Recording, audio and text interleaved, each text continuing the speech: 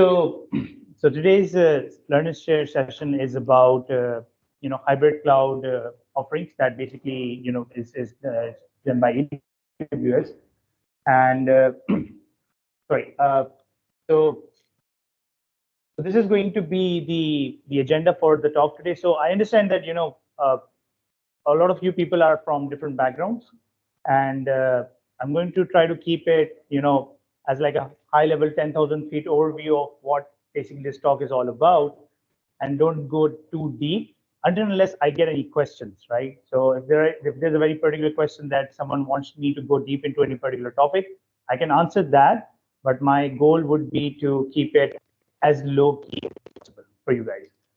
All right, so today this is going to be the agenda that we're going to quickly talk about. So we're going to firstly talk about, like, explain what actually. I hope I'm not out of frame. Right. All right. So first of all, we're going to talk about like what actually hybrid cloud is, and what is the actual need for hybrid cloud. Then we're going to talk about all the different services of hybrid cloud. And after that, we're going to explore some architectures that are very commonly used for hybrid cloud. And from there, we're going to talk about a case study, and then we're going to call it a day. If you guys have any questions, please do note them. And once we get to the end of the presentation, you guys can actually ask the questions, and then I'll try to answer as many as possible if there are. And if not, then I'll assume that कि आप लोगों को सब कुछ समझ में आ गया है. All right, so we all know about Royal Cyber. We're all RCNs. So just a quick overview about our company. So we're a 20-year-old company with offices in more than 10 locations distributed in 5 different continents. We have more than 2,000 plus employees, out of which we have more than 200 plus certified employees, and we work with various customers around the globe, whether it's on the eastern side or on the western side itself. A very brief intro about me. So my name is Sumer, and I work as a global cloud practice head here in the company. What that actually means is that I overlook all of the cloud solution operations within Royal Cyber. So if there's any requirement that caters to the cloud, whether it's Azure, GCP, AWS, OpenShift from IBM, or even if it's from Oracle or Alibaba, that's where I come with my team to try to cater to those requirements, and whether those requirements are about pre-sales, post-sales, or if they're about any POC or any product itself. I've been working in the industry for about 13 years now. Started off as a developer, eventually shifted myself towards the cloud, and when I think it's I've been part of Royal Cyber for about 2 years now. Started off as an enterprise architect, and from there I got promoted to a GCP practice head, and from there eventually I overtook all of the cloud space as well. Like I said, I'm trying to get used to with this. All right, so basically, before we actually deep dive into all of the different services, let's first talk about what actually hybrid cloud is. I mean, if we just look at the word itself, hybrid cloud, it means that we're talking about multiple environments working all together. So in this particular case, we're saying that workloads that are present on premises and workloads that are present on the cloud, when they work synonymously with each other, that's what you mean. That's what you actually call hybrid cloud. Why do we need this? Basically, there are a lot of companies who have been working in the industry for more than 20, 30, 40, 50 years. And IT has grown significantly over the years. So they are very much dependent on their legacy infrastructure. And it's not easy for them to just, go like, hey, okay, I want to move to the cloud. It's not like just, simple snap, and then we can just simply pick up the workloads from on-premises and put them on the cloud. It's not that easy for them, because there's a lot of dependency that they have on that legacy workload. Plus, there are other compliance challenges that they need to adhere to as well. For example, one common compliance challenge that normally a lot of companies have is data residency, where the country says your data cannot leave the country. It needs to reside within the country itself. And if we don't have a data center in that country, so we need to go with a hybrid approach where we need to reside the data within the data center, and we need to use compute utilization can be done over to the cloud itself. So that's why these are some of the core reasons that we need to go towards hybrid solutions. And thus all of the clouds, like for example, AWS, Google, Azure, or IBM, all the clouds that you can think of, everyone has hybrid solutions. Everyone offers hybrid services to cater to these needs because these are very valid and valid concerns. And in 2023, according to Gartner, this trend of hybrid cloud is going to increase rapidly because a lot of the verticals, especially financial institutes, they are reluctant to go completely over to the cloud because of the sensitive data that they hold and the data that actually basically resides. So they want the data to actually be in their premises. So in short, they want the data in the black box, which is in the office, and the CEO is able to see that black box. So that's the whole mindset itself. So basically, we're trying to cope up to those challenges by utilizing these hybrid cloud services. So one of the core benefits about working in the hybrid cloud space is so basically think of it this way. A lot of the services that are on premises requires hardware for you to run, requires an environment for you to run that hardware, and then requires resources like people to actually manage that hardware as well, right? So eventually what happened was when COVID hit, a lot of these companies started, we all went home, nobody was coming out, Netflix and other things were the only ways for us to, pass our time. And so the consumption of data actually rose 10 times very quicker when COVID hit. And that quickly made a lot of companies realize that their infrastructure was not ready for this. They were not ready for, because nobody anticipated a pandemic like COVID to happen, where the whole world is going to shut down and it's going to, it's going to resiliate to a huge number of data workload that is going to hit these infrastructures. And a lot of companies actually choked. Like for example, Netflix had to actually disable their 1080p video rendering, video quality requirement. They actually had to disable that because of the sheer requests, sheer workload that was actually hitting their infrastructure. Same goes with all the other services as well. And then there were other companies who were not, who were not internet friendly. Like they were not using any e-commerce solutions or any e-solutions. They were totally dependent on their, physical activities and everything. They also had to adapt, right? We all saw all these different, companies, these e-commerce specialty solutions. They started launching their apps, services, and everyone was like, home delivery and everything started to boom because obviously people couldn't go out. That all accumulated all together, and thus created a lot of bottlenecks for these companies as well. That's why hybrid cloud became a very substantial choice, and thus all of these different benefits that you see on your screen became a part of the whole equation itself. So we're talking about scalability, cost effectiveness, security, flexibility, reduced latency, disaster recovery, migration, compliance, and agility. So basically, all of these different benefits, they came to the package through the package itself. We're going to slowly and gradually try to explore them, like how these benefits actually work into this, and try to see that, in what particular case, which specific benefit actually helps us out. Right, so I'm going to talk about a few hybrid cloud services that AWS basically provides and try to give you guys a background on what it actually does. So the number one, we have AWS Outpost. So think of Outpost as a physical entity that AWS gives you. So think of it like a rack, right? You have a rack where you have your CPU, you have your storage, you have all the other different services. So you have a physical rack, and that rack is able to connect to any AWS cloud. Okay, so what happened was, companies who were, who wanted to stay on premises, they instead of and they wanted to utilize the power of the cloud. So what they did was they utilized AWS Outposts, which was like a synonymous version of their physical infrastructure, like a rack, and they installed these racks within their own premises, which was able to connect to an AWS server. So we're talking about compute, we're talking about storage, we're talking about network. All of that actually was able to communicate to an AWS server. So they were able to utilize AWS's resources while being on premises itself. That's what basically AWS Outpost does.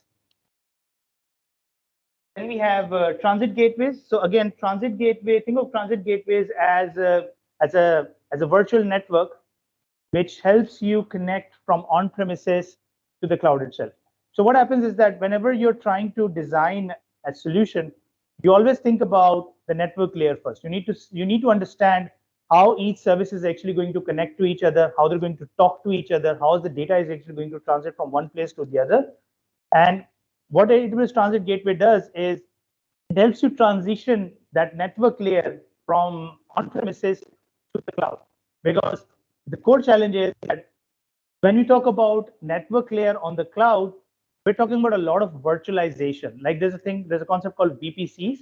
Now VPC is basically, think of it as a cloud firewall. It's like a cloud firewall, right? And it has a completely different structure than what you normally would see on premises.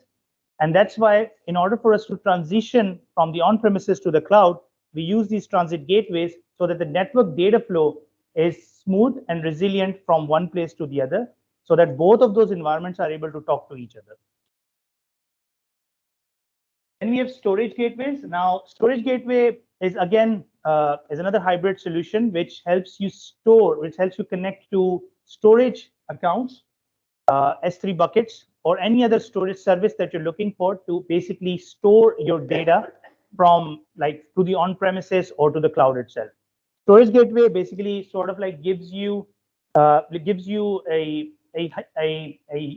ubiquitous connection of storage from on-premises to the cloud part itself. And the benefit of using storage gateways is that it's a secure connection from the on-premises to the cloud. You can really transit your data, and even if it's sensitive or not. And it also adheres to all of the compliances and security challenges that you could think of when it comes to transitioning that data from on-premises to the cloud itself. Then we have CloudFormation. Now, CloudFormation, what it does is, so think of it this way. Normally, you would think that, okay, somebody would actually be going to an AWS account and one by one would be creating resources. Like I want for compute, he might be creating an EC2 instance. For storage, he might be creating an S3 bucket. Or for network, he might be creating a VPC. Now, what CloudFormation does, it basically automates that process by basically helping you to write a script. So rather than you going and manually deploying resources, you just write a script and you run that script. And through that script, AWS is going to deploy those resources for you. Now, the perception is that CloudFormation templates are commonly just used on the cloud. That's normally what everyone thinks. But there's another way to use CloudFormation templates. And what they do is they deploy on-premises stacks. So you can write that script to deploy on-premises stack or basically coordinate the on-premise already available on-premises stack, and then create a single landing zone combining both of those environments. Another service that normally is a lot of people use to automate resource deployment over to their infrastructure. Then we have AWS Direct Connect. So Direct Connect is like a VPN tunnel. So like you basically, I mean, we are all familiar with VPNs, right? Internet was down for 2 to 3 days. We had to use VPNs. So what actually VPN does, it basically creates a tunnel, right, between you and a server. So Direct Connect follows the same concept. It basically helps your on-premises connect directly to the AWS infrastructure. Simple as that. What's the benefit for it? So if you have a direct tunnel to the infrastructure, any data that gets transferred from the on-premises to the cloud or vice versa is actually flowing through that private tunnel. So it's prone to any external attacks or any network pruning that you would think of that might happen if you use the public internet to transfer that data, right? So this is the biggest benefit of using Direct Connect when it comes to mitigating both of those environments together.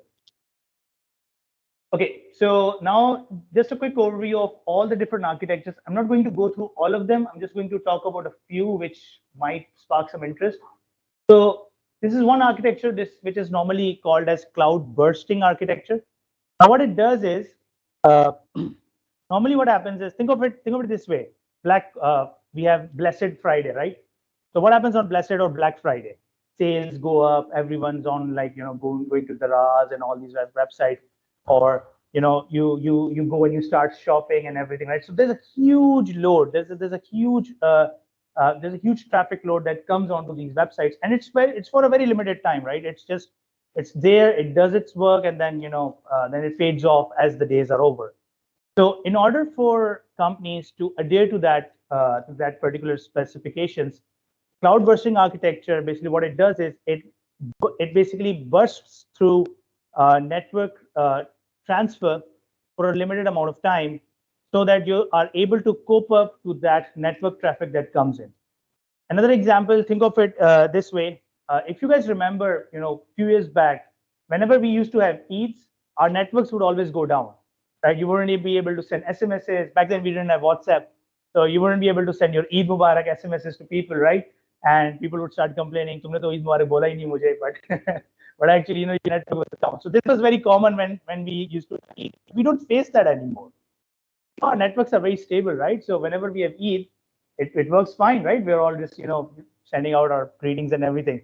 So basically, on the back, cloud bursting architecture is actually utilizing this particular formation. So whenever they anticipate a huge huge traffic load on any particular dates, this sort of architecture helps to cope up to that particular challenge. It comes to that challenge, it basically helps you solve that particular problem, where it bursts out the infrastructure, the resource, to its maximum capacity level, so that it's able to cope up to that traffic that comes in, processes that, and obviously, since it's for a limited amount of time, it goes back to its normal state. Because obviously, in order for you to create a bursting effect for your resources, it's costly. It can cost you a lot. So that's why it's only for a limited amount of time till we have those particular days or particular event that actually is occurring. The other architecture that I would like to talk about is hub and spoke. So hub and spoke is a very common architecture used in the telecom industry and probably in the oil and gas fields as well. So you would see that we have these telecom towers, right? We have these towers. They're situated in very remote locations. So I mean, you wouldn't find like a living soul, but you would always find this one tower that's always there, keeping you connected to your network, right? So in this particular case, what happens is that that all of these different geospatial locations, these towers are actually distributed, and there's no way to communicate with these towers. Like, for example, if I want that particular location to send out data to me, there's no way for me to communicate unless I physically go to that particular location, extract the storage buckets or any storage data storage hardware that I have, and replace it with a new one, come back and then put it connected with my main architecture, and then be able to read that data. So that's a lot of work for just us to read that information. So what hub and spoke does is, think of hub as the main central point, and think of spokes as all of these different towers that are distributed throughout the geographical location. So what they do is they send out information, they send out data to the spoke, right? Sorry, to the hub, and the hub then processes that data and then sends out to either to the cloud or maybe process it on-prem, depending on the type of architecture that you're doing. So hub and spoke is something that's very common with telecom industries, oil and gas, mining companies. There's a very particular mining company in Australia where they utilize hub and spoke because they have a lot of mines and different locations. And what they do is that they have different spokes in all of those mining locations, where they tend to see how many workers came in, how many workers came out, how much ore did we mine, how much of it processed, how much is it in the warehouse, and all of that. So the whole supply chain structure is actually managed through the hub and spoke architecture of that particular company. All right, so coming to the case study. So this is a very particular case study that we did for a financial institute. Again, the challenge was same. The company was in the business for more than 50 years, and they were very much reliant on on-premises information, on-premises data, and they had a lot of legacy debt. We call this technology debt. So they had a lot of legacy debt attached to their infrastructure, and again, it was not easy for them to just pick their infrastructure and put it on the cloud. It was a lot costly doing that. So the next approach that we tried to do was to create a hybrid structure for them. And what we did was we used AWS Outpost, we used Direct Connect, we used storage gateways to basically, connect their on-premises infrastructure to the cloud. The other challenge that they had was a particular compliance of data residency, where the data cannot actually leave their infrastructure, right? Because if they had to move that data somewhere else, it would have created a lot more challenges on the governmental front, because then they had to, fill out a lot of forms and everything. They just didn't want to go into the legal stuff. So the next option that we opted for was to create a hybrid structure for them. We used storage gateways to basically offload all of their non-sensitive data from on-premises to the cloud. That's one thing that we did, which really reduced the compute capacity that was being utilized over there. And the second thing that we did was we used AWS Outposts. We deployed AWS Outposts on their on-premises environment, and through there, and basically what I did was the compute, which was actually first being used by their own on-premises computers, was actually shifted towards AWS's compute services, but on-premises. And through that, again, the processing was actually distributed to a bit to the on-premises and a bit to the cloud itself. The last thing that we addressed was again Direct Connect, through which we were able to connect the on-premises environment to the cloud, and then be able to transfer the data from one point to the other without utilizing the public internet much. I mean, there was usage of public internet for the users to connect to some extent, but we were best at ignoring most of the requests that we had over there.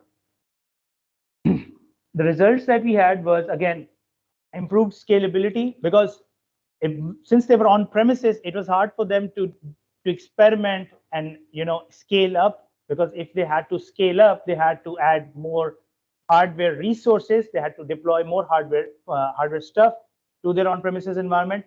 To avoid that, since now they were connected to AWS, they were easily able to scale up the environment. The other benefit was reduced latency. Since AWS Outpost was placed right at their data center, it reduced the latency a lot, because it's like two machines sitting next together talking to each other. There's no latency at all. So that really reduced the latency part in terms of the compute service that they were using. Increased the security again by using Direct Connect. We had a dedicated network which was able to communicate from on-premises to the cloud. It helped us secure that data transfer. Again, lowering cost, because if for them to scale up, they had to add more machines. But when we talk about the cloud, the best part is that you can horizontally scale up and down depending on the need. So for example, I can go to AWS and I can say, if my traffic threshold hits 80%, for example, my memory utilization hits 80%, spin up another machine, distribute the load on the other machine. And once it goes down below the 80%, turn off the other machine, turn it off, destroy it, whatever, right? I don't want to use it, and I come back to my original machine itself. What this does is that while I'm at the peak factor, I will be paying for the extra machine that spins up. But once I am out of the peak factor, the machine turns off. Now I'm only paying for the original machine that I was originally using. That's how companies are able to save cost when it comes to scaling up through in difference to on-premises and to the cloud itself. And this is how the infrastructure looked like before going into the hybrid, before the hybrid modernization, and this is what it looked like after the hybrid modernization. Again, you can see that the on-premises infrastructure was still there. It was still intact. We did not retire a lot of machines. We only retired the non-sensitive ones, and the sensitive ones which adhere to their sensitive data that still reside within the on-premises infrastructure. We use Direct Connect to basically connect to their, to the cloud and the on-premises environment. And again, it was also connected with AWS Outposts to have compute and storage services being utilized on-premises while being connected to AWS itself. So that's a very brief overview of what AWS hybrid cloud solutions are, what actually hybrid cloud is, why do we even need it. the different architectures, the different services, and the case study that we did for that. Now, I won't be giving you guys 2 weeks assessments. This is for the customers, but if you guys would like to pay, no problem. So yeah, any questions? Please.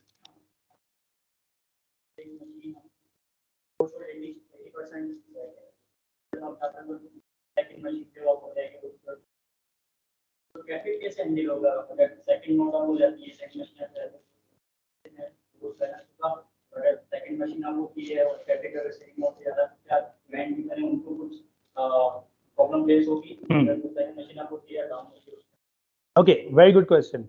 So the question is, I don't know if people on Teams heard that. Let me repeat the question. So basically, I'm sorry, can you Ansar, Abdul Ansar, right?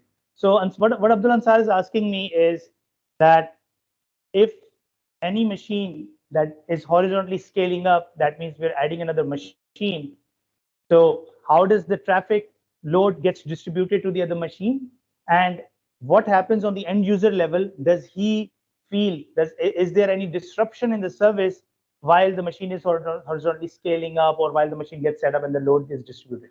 So to answer that, we use a service called load balancers.